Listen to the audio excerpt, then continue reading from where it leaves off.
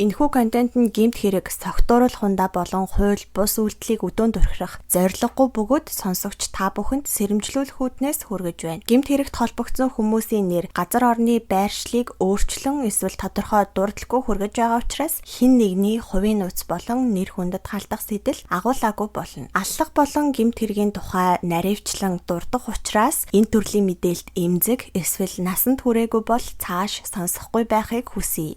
За сайн байцгаана уу? Та бүхэнтэйгээ шинэхэн дугаараараа уулзч аваад баяртай байна. За дугаараа эхлэхээс өмнө их сурвалжаа сайн тайлбарлаад өгөхгүй бол манай сувг дээр яригдж байгаа гэмт хэргийн нарийн деталуудыг нь үнэн хэсэгт нь эргэлцсэн. Бас хаанаас юм болоод идэм бэ? Нөхөрчин цагтаа шүүхийн хүн байд юм уу гэд асууад байгаа. Бас нууц мэдээлэл энэ төр задлаа гэж бодсон хүмүүс нэлээд байгаа юм байна. За хэрвээ та бүхэн анзаарч харсан бол манай бүх дугааруудын тайлбар хэсэг дээр нь их сурвалж шүүх цэгийн мэн гэд бичсэн байгаа. Монгол улсын шүүхийн шийдвэрийн цахим сан дээрээс нь албан ёсны шийтгэх тогтоол дээр нь үндэслээд дугааруудаа бэлтгэж хүргэдэг байгаа. За надад ямар нэгэн ар өврийн хаалгач гэх юм уу тийм юм бол байхгүй. Бүх зүйл нээлттэй сонсогч та өөрөө ч бас ороод уншаад ингээ гэмт хэрэгтэй танилцах бүрэн боломжтой байдгийг шүү. Мөн зарим ирэг дээр хэрвээ ямар нэгэн албан бус их сурвалжаас мэдээллийн сайт, сэтгүүл эсвэл хүмүүсийн ярилцлага энэ төр дээрээс хэрэгтэй холбоотой ганц нэг нэмэлт мэдээлэл авахаар бол түүнийгээ ч мөн дуртаад албан бус их сурвалж шүү гэд хэлээд яриад явдаг байгаа. За тэгээ subscribe дарж амжаагүй сонсогчид маань subscribe тавчаа дараад цогтаа нэгдээд сонсоорой гэж хүсье. Ингээд өнөөдрийн дугаарт орцгоё. Ээжтэйгээ хамтдаа хоёулахна амьдардаг нэг залуу эмэгтэй байсан. За тэр эмэгтэй 2022 оны 6 дугаар сарын 25-ны өглөөний 7 цагийн үед өөрийнхөө ажилдаг байгууллагын бэсрэг наадам болж исэн болохоор тухайн арга хэмжээнд нь оролцох гээд гэрээсээ гараа явсан.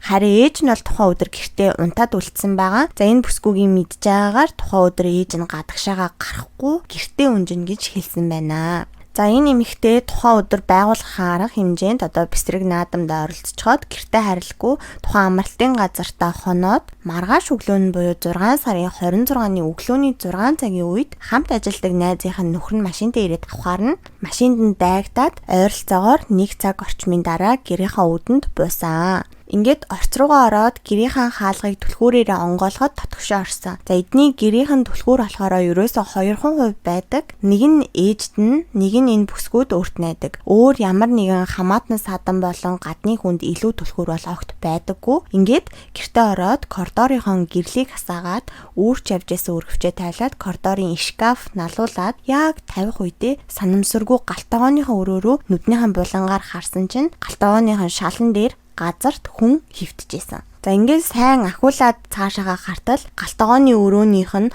угаалгын машины харалтаа тухайн бүсгүн ээж нь дэш харсан байдалтай хувцасгүй биеийн зүүн тал нь маш олон тооны зүгсэгдсэн шарахтай их хэмжээний цус алдчихсан нэлээд хүнд байдалтай байхыг олж харсан.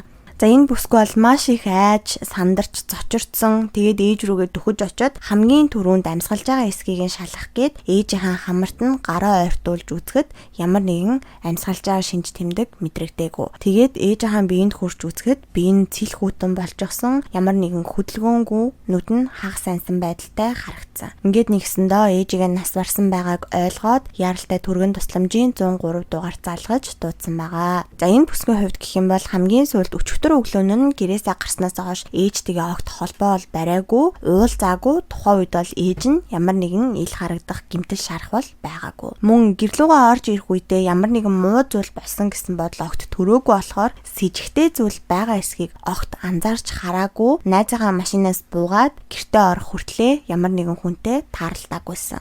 Харин 103-т дуудлага өгчхөөд хүлээж авах үедээ гэр доторхоо нэг ажиглаад хартал ээжийнхэн цогцсны зүүн талын мөр дагуу угаалгын машины харалтаа сарл өнгийн жахан зузаавтар материалтай цус болсон юутэнтэй цамц газарт байсан. За энэ цамц бол ээжийнхэн цамц биш, энэ бүсгүүн өөрийнх нь цамц ч биш. Урд өмнө огт харж байгаагүй өөр танихгүй хүний хувцас байна гэдгийг олж мэдсэн. За энэ бүсгүйгийн хэлснээр гэх юм бол ээжийнх нь хувьд арх согтууруулах хундаг хаяа нэг баяр ёслолын үеэр өөртөө тохирсон хэмжээнд хэрэгэлдэг байсан. Гэхдээ яг арх пив энтернийг их хэрэгэлж чаддаггүй. Ихэвчлэн жимстэй баг градустай пив 1-2 лазыг шаардлагатай тохиолдолд хэрэгэлдэг. Ямар нэгэн муу зуршилгүй зан аашийн хувьд хүнд их тусархуу хүн байсан гэж хэлсэн. За ингээд цөмөрөө хэргийн газраас буюу энэ гэрээс нь олцсон нотлох баримтуудын талаар дурдаад явцгаая. За цагдаа нар ирээд хэргийн газрыг шалгаж үзээд гэрээс хид хідэн хурууныхий олсон.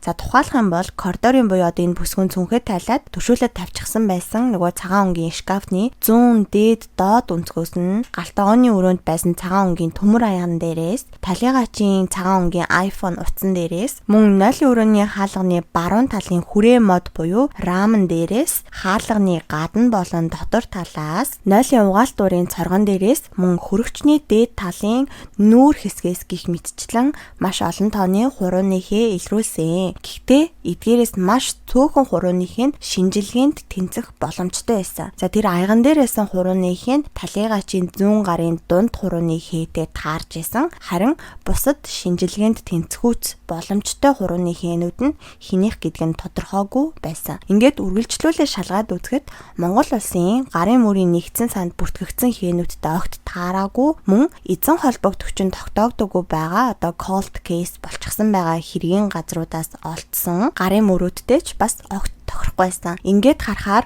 өмнө нь гэмт хэрэг үйлдээгүй, гэмт хэрэгт холбогдож байгаагүй, эсвэл ял шийтгэл авж байгаагүй ямар нэгэн одоо гэмт хэргийн түүхгүй хүний хурууныхээ эдний гэрээс олцсон болж таарч байна. За ингээд хэргийн газраас олцсон хурууны хийний тухай юм байна. Харин хохирогчийн биеийг шинжилж үзэхэд цээж болон 2 гар нь бүхэлдээ нийтдээ 28 удаа хутгалагдсан шархтай байсан. Бүхэл бүтэн 28 удаа хохирогчийг хутгалсан байгаа. Ингээд цээж болон хөвлийн хүндийд нь хутга нэвтэрч ороод бараг бүх дотор эрхтнүүд нь гимтсэн. Тухайлах юм бол уушигны зүүн артер, өнхөлцөг хальс, зүрх, өрц, ходоод нь гимтээд цээжнийхэн зүүн хүндийд 1 литр 500 мл цус алдсан. Ингээд цөөн үгээр гэх юм бол 28 удаа хутгалагдаж, цочмог цус алдаж нас орсон байна. За түүнээс гадна цээж болон баруун гарын шуух хэсэг нь мөн зулгарсан шархтай байсан. За шүүх эмнэлгийн шинжилгээгээр талигачид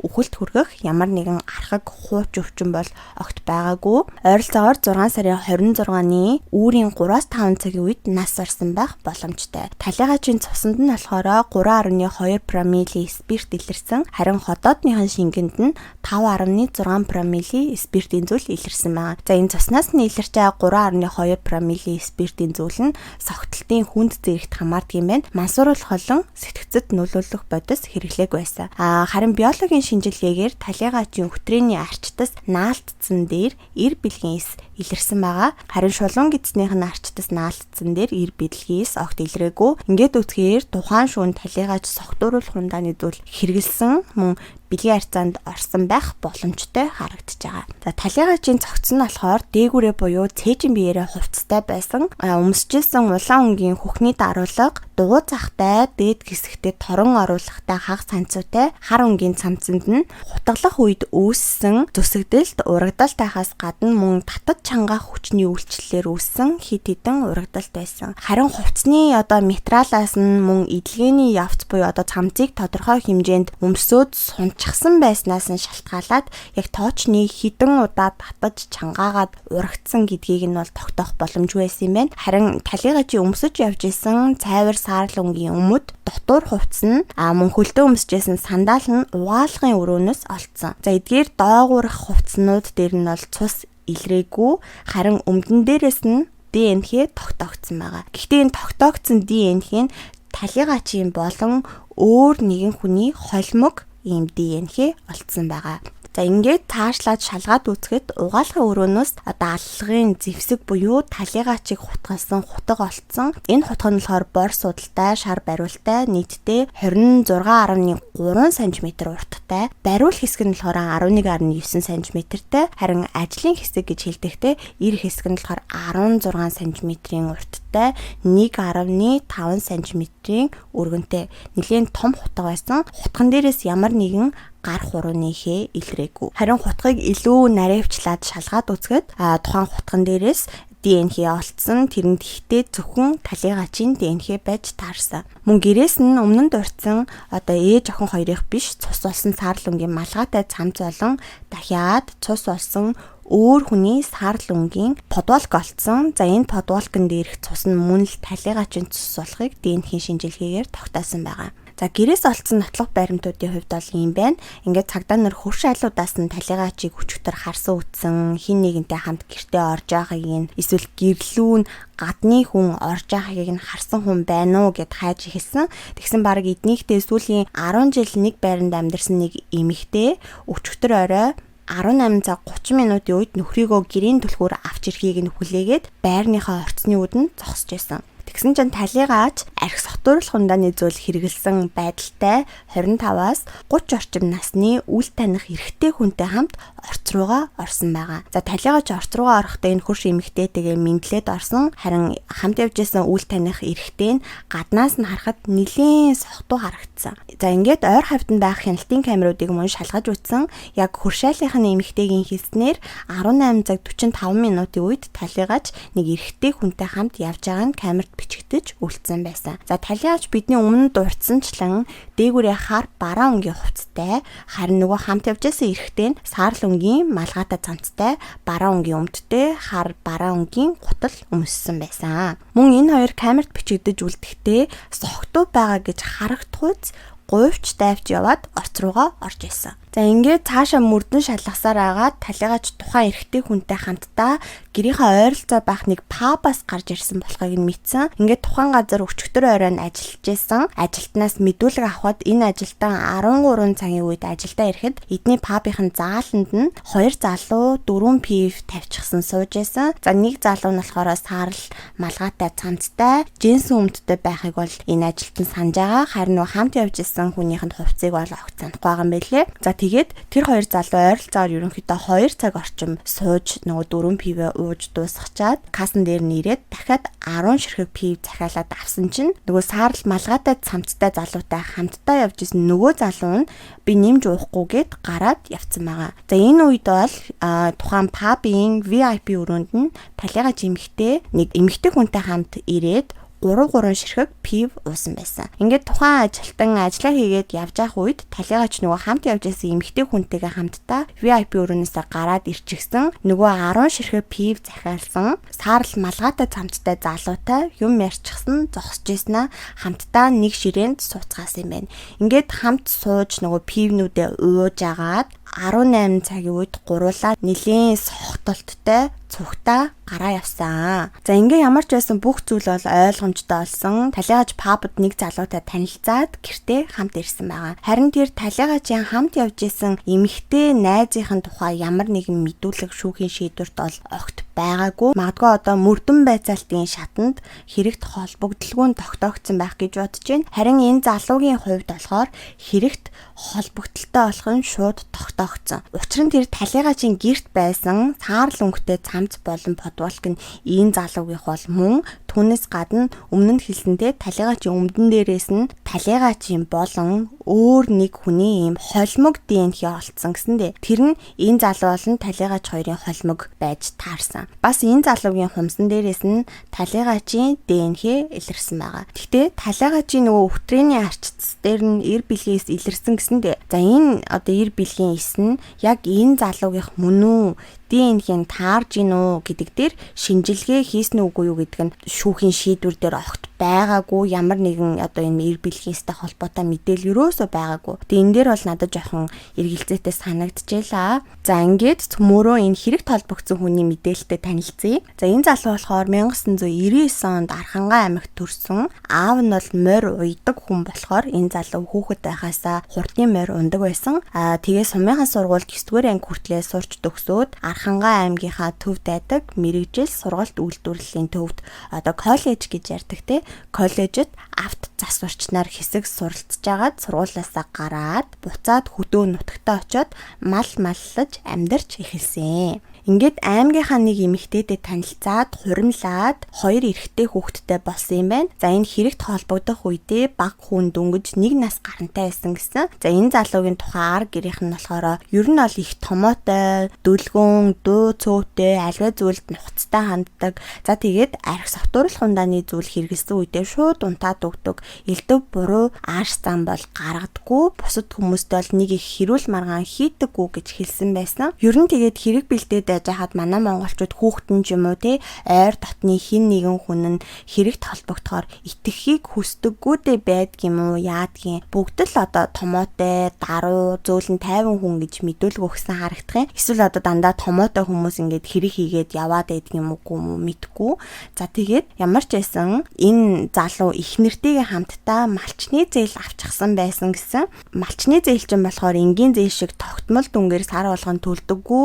Ингээд хэсэг хугацааны дараа бөөнөр нь төлөлт хийдэн штэ. Тэгээ энэ оны 9-р сард зээлийн нөгөө эргэн төлөлтөө хийхээсэн болохоор 2 сарын хугацаатай барилгын ажил хийгээд олсон мөнгөөрөө зээлээ төлнө гэд Улаанбаатар хотод ирчихсэн байсан юм байна. За ингээд өөрийнх нь хэлснээр гэх юм бол тухайн өдөр найзтайгаа цуг байхдаа ойролцоо 4-5 шил пив уусан, дараа нь дахиад 10 пив захиалсан. Тэгээ найзаагаа явчихсан гэж мдээгүй хэсэг хүлээж сууж исэн чинь талигаач хамт явж исэн нөгөө эмэгтэй хүнтэйгээ хоёлаа хамтдаа ирээд чи сая хоёлаа явж исэн үү? Найз чи явцсан мó чи ганцаар байгаа мó гэд асуугаад байсан гэсэн. Тэгээ тэр гурав хамтдаа нэг ширээнд сууцгаасан. Тэгээ энэ залуу тамхи татах гээд тамхины өрөөнд орсон чинь талигаач араас нь дагаж орж ирээд манайх руу цуг явъя гэж хэлсэн гинэ. Тэгээ энэ тамхины өрөө рүү бол хамт орж байгаа нь камерт бол бас бичигдсэн байсан. Гэхдээ яг юу ярьж байгаа нь бол бичигдээгүй. Тэгээ энэ залуугийн хэлснээр бол тухайн сууж исэн пабаас яаж гарч явснаа огт санахгүй байгаа.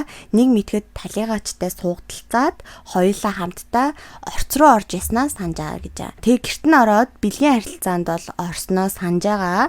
Тэгсэн чинь гинэ талигаач хутга бариад нөгөө залуу руу дайрч ясан. Ингээд энэ залуу гайхаж сандарсандаа нөгөө хутгыг нь гараараа ингээд базаад авчихсан юм байна л та. Тэгсэн чинь талигаач нөгөө хутгаа булаацалтаад хоош нь ингээд татсан юм байна л та. Тэгсэн чинь мэдээч ир хэсгээс нь атгачихсан байсан болохоор энэ залуугийн гар нь зүсгцсэн гэж хэлсэн. Ингээд талигаач дахиад дайрахаар нь энэ залуу сандарсандаа өөрөөсөө одоо холдуулж зайлуулах гээд хоош нь хутгатай түлхснээ бол санаж байгаа. Тэгээд нэгс ирсэн чинь цусан дунд байж исэн. За энэ залуу болохоор би цус хараад маш их сандарсан. Гэхдээ яг яаснаа бол санахгүй байна гэд тэр 28 удаа хутгалсан тухайга тоочны ямар ч мэдүүлэг өгөөгүй. Гэхдээ шүүх хурлын үеэр бол өөрийнхөө болчмгүй үйлдэлийн улмаас хүний амь насыг хохироосондоо харамсаж байна. Хэдий уучлж болшгүй алдаа гаргасан ч гэсэн хохирогчийн ар гэрээс нь уучлалтахгүй жина гэж хэлсэн. Мөн тухайн үед ийм хэрэг болно гэж би огт бодоогүй. Ямар шалтгааны улмаас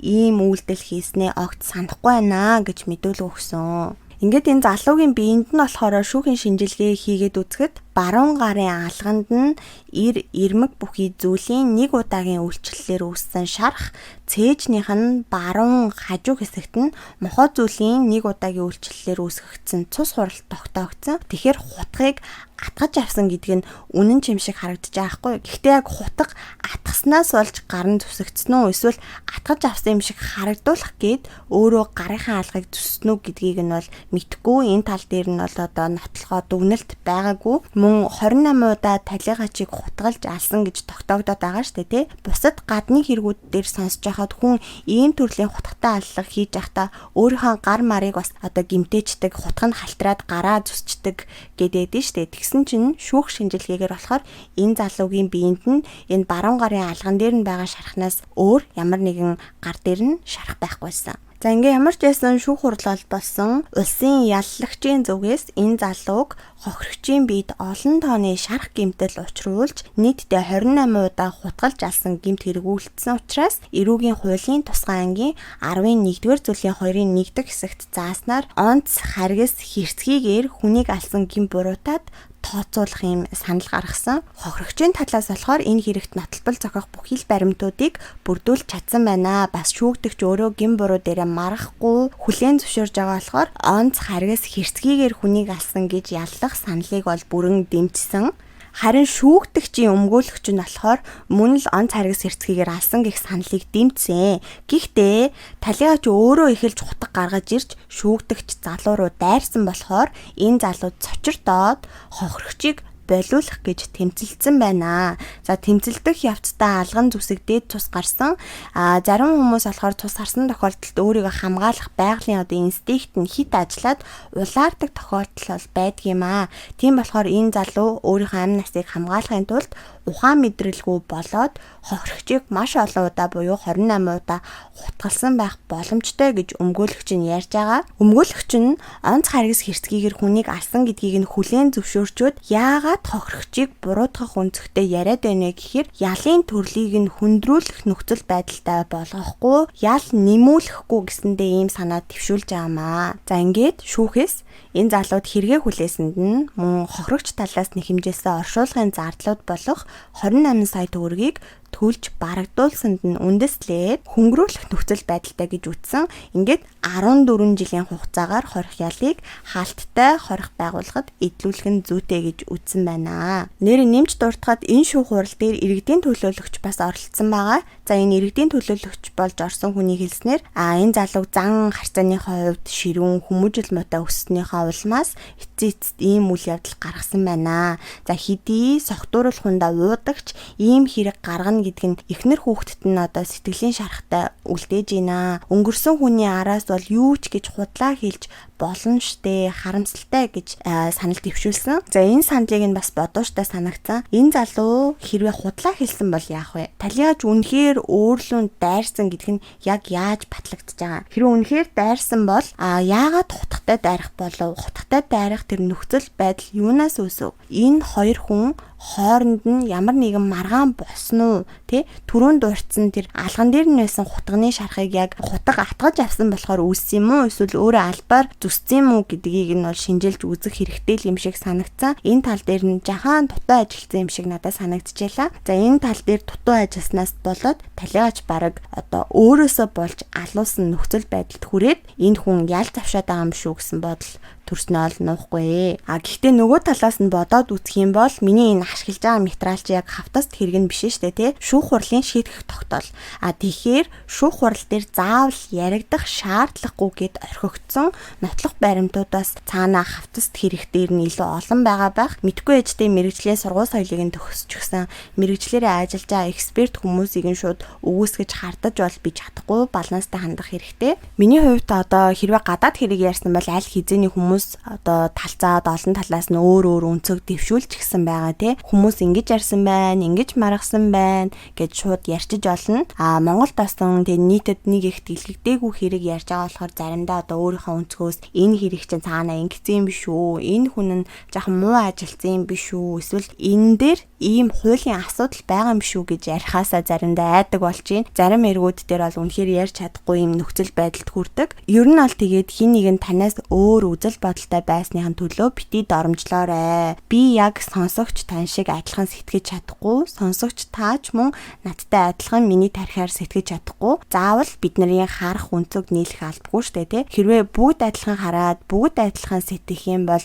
асуудлыг шийдэж чадахгүй. Харин ч хүмүүс өөр өнцгтэй байснараа асуудлууд олон талаас нь одоо яригдаад, хилэлцэгдээд, тунгаан бодогдоод шийдэлт хүрэх зам руугаа төхөөд байгаа юм шүү гэж бодож байна. Тийм болохоор намаагч бай, танаас өөр үзэл бодолтой байгаа бусад сонсогчтойч бай, нэг их бити бүлий дээрээ амар хэрүүл уруулгүй гоё дискас хийгээд явъя те. За тэгээд 28 удаа хутгалсан тухайнаас ярихгүй өнгөрч болохгүй санагцсан. 28 удаа гэдэг бол угаасаа шууд ойлгомжтой overkill болоод явчих байхгүй юу? За overkill гэж юу байдаг тухай мэдгүй хүмүүс байх юм бол шууд үгнээсээ ойлгомжтой махчлаад орчуулах юм бол хэтрүүлж алах гэсэн утгатай байна шүү дээ, тий. Бүр зогсож чадахгүй хохирогчийг амьсгал хураачаад байхад тий одоо үхэлд хүргэх хэмжээний шарах учруулсан байж иж үргэлжлүүлээд гэмтэл учруулад байсныг хэлж байгаа байхгүй юу? Overkill-ийг бол яг хэдэн удаа гэж дүгнж хэлэх нарийн тоочны тодорхойлолт бол байдгүй юм байна. Гэхдээ маш олон жилийн судалгааны үндсэн дээр хэрвээ хурц ир үзүүртэй зүйлээр хүнийг толгой болон цээжин биед нь 3 болон түүнээс дээш удаа гэмтээсэн бол overkill гэж үздэг.